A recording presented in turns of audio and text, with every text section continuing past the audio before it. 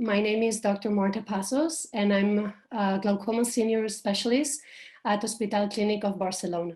So for the next minutes, I'm going to talk about how implementing a phased approach system helped us to restart our glaucoma practice after COVID-19 pandemic.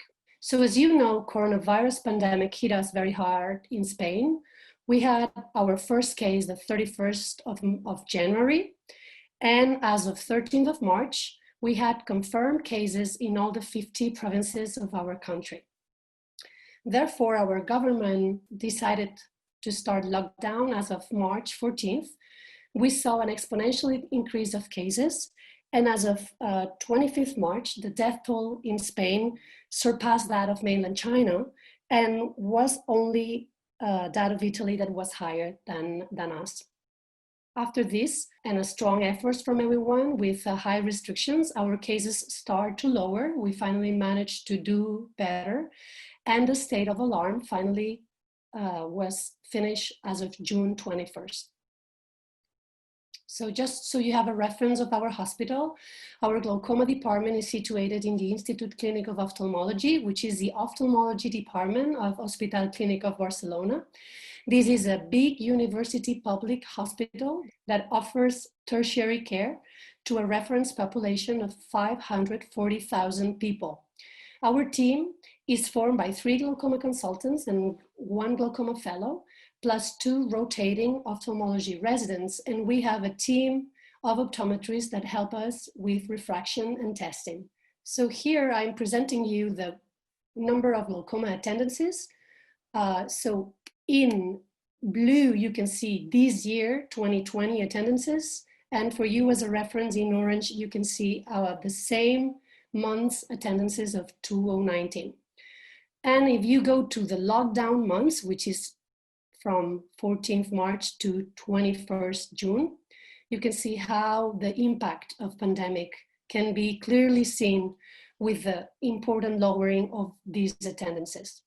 We had almost 1,000 of deferrals during lockdown. We finally managed to partially reopen in May because there were some de-escalation phases. We were able to restart surgery as of 4th of May for high-risk patients with the risk of blindness. And as of 15th of May, we more or less were in half of our activity, and we were able to recover our complete activity in the second week of June.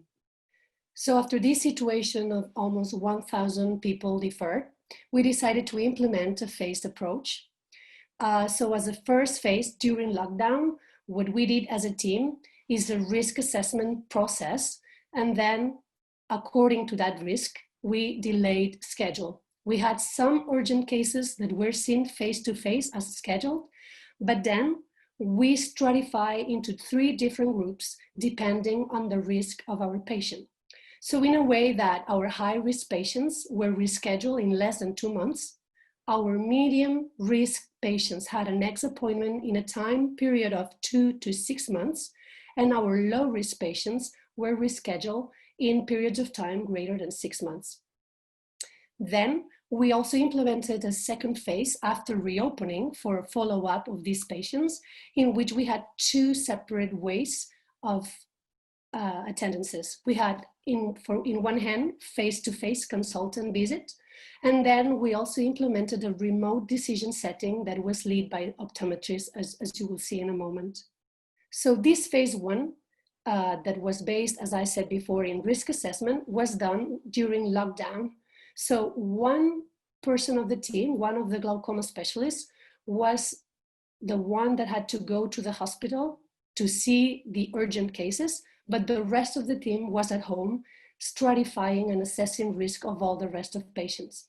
These doctors had access to the electronic medical record and the patient and the previous testing, and using a telephone call and a directed questionnaire, they assessed risk based on standard risk factors that are used to assess complexity of glaucoma patients, such as age, comorbidities, health status of the patient, visual needs, quality of life, changes in vision or new symptoms in the last days, And then in test, we assessed visual field mean deviation of previous testing, the rate both of structural and function progression. We had in mind if the disease was unilateral or bilateral, and then the IUP in terms of IUP control, referring to a previously set target IUP. And considering this, as I said, we decided which patients need to be seen face-to-face and which of them needed to be delayed into that 3 different groups that I was talking about just a minute ago.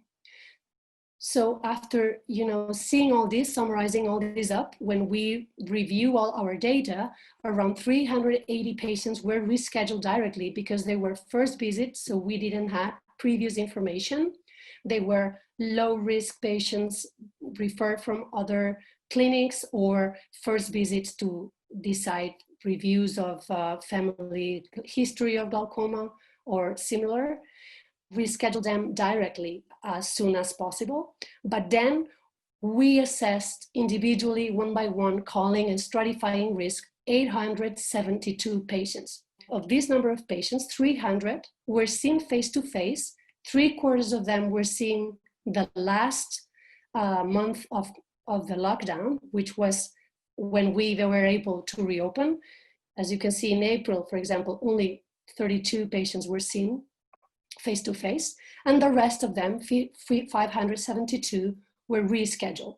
Most of these patients were rescheduled into 2 groups of less risk, which were the 2 to 6 months or greater than 6 months, as you can see in the table. And then after reopening, we implemented a remote decision setting only for these low-risk patients. So we are now in this process.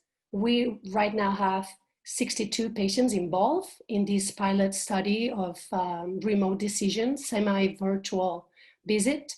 But this number is, day by day going up because, as you may know, now in Spain, we are experiencing again a new regrowth of cases. So we are using this setting more and more. So this is a optometrist-led visit. The patient has a visit schedule with the optometrist clinic in which they perform the test that a glaucoma specialist has decided. Typically, it would be visual acuity, Goldman and applanation tonometry, and the diagnostic tests requested, such as visual field or OCT. And then the patient does all this. They have to come, but they come to this visit and then they go home. And in a second time, one of the glaucoma consultants integrates all this information, both in the electronic medical records and in the diagnostic test, to make a decision. Then at a second time period moment, then the glaucoma consultant calls the patient to decide, to explain, to make the directed questionnaire, and to reschedule a new appointment, depending on the situation and on the risk. So I have here a clinical example for you. So the way we see it in our daily schedule is we have here all this, this is the daily schedule with the agenda, and we can see here one telephone visit. This is one patient that was already evaluated the previous day by one of our optometrists, and we see a telephone. That means that this is not a face-to-face visit. So what we do, we then click into this patient and we enter into the note of our optometrist, in which here we can see the visual acuity, which is 20/20, is in Spanish, but I will try to translate for you so you can understand, but it is standard ophthalmology language, so I'm sure you will have the idea. This is the tonometry applanation Goldman, which is 18 both eyes. And then she writes down that the patient is with his treatment, and she performs a Humphrey visual field test and a macular and peripapillary OCT. So then the glaucoma specialist, in this case me, what I do is I review my previous visit. This is of December 2019, and then I can compare how the patient was just as I was in my regular clinic. And I can see that in the previous visit, he was 16, 18, which is not that different, and that at that point he was stable. Then what I can do is I can use my software we use very much Glaucoma Workplace to have this integrated idea of how our patient is doing. And this has been very helpful because it gives you the idea of how is the patient at a visual glance, just as a first moment. So the way we have it in our software is we have here on the top, this is the right eye, this is the left eye, as you all probably know, but we have here the mean deviation of the visual field and the VFI to have an idea of the trend of progression. And here we have the structural data about retinal nerve fiber layer and ganglion cell layer, same for the other eye. And here is all the information for events. You have here how the field is changing focally, how the fibers are changing focally, and the same for the ganglion cell layer. And you can see here at a glance that this patient is stable because we see a flat curve for the visual field and also for both the retinal nerve fiber layer and the ganglion cell layer.